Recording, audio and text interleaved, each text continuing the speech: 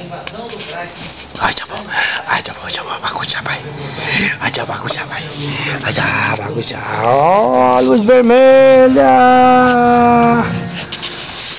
A criação de uma área de restrição para os ônibus fretados na capital está gerando críticas violentas dos donos das empresas e dos passageiros que usam os transportes. A polêmica chegou à Câmara dos Vereadores. Veja na reportagem de Alan Severiano.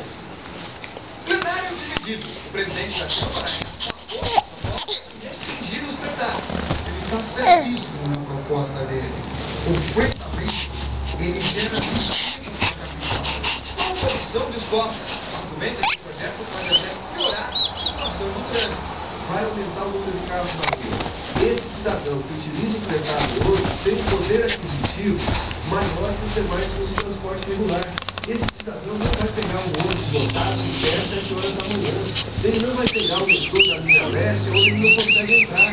Críticas também na base do governo. O presidente da Comissão de Transporte